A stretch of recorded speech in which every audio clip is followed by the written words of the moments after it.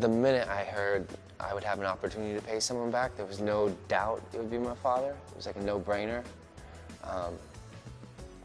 Being a father, knowing like you raise children, like you're responsible for them, like you help shape them, you help decide how they're gonna, like, you know, act when they go to school, how they're gonna act in social situations, like what music they're gonna listen to.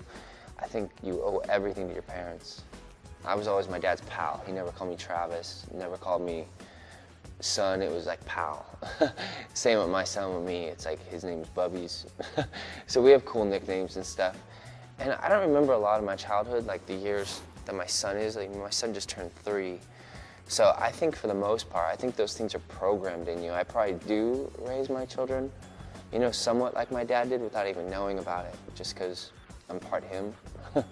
Well, growing up, because I was a nightmare, a true nightmare, I think he didn't have any other choice but to be really stern with me and be very strong and not show me a whole lot of him and his friends or whatever, but just to kind of keep my butt in line a lot of the times. But yeah, for the most part, he was supportive, but at the same time, he reminded me, like, don't think you can just play in the garage your whole life and you're gonna be a successful musician. Like, he taught me, like, you gotta learn jazz, country, a million things. So he was good in that aspect, but I hated those things as a child. I never thought I'd embrace them. And as I got older, it's awesome to know about Buddy Rich or Louis Bellson or country artists. Like, you know, it's cool because a lot of my friends grew up just listening to hip hop or just listening to metal or something. So it helped, you know, shape me. I always, when I see a great drummer to me is someone who is feeling what they're playing. I see a lot of lazy drummers who look like they're having the worst time of their life. Like they're bummed they're behind the drum kit, and I never got that. Like I always loved being behind the drum kit. And I think I always migrated towards drummers who melted into their kit and had a way of expressing themselves through drums, you know?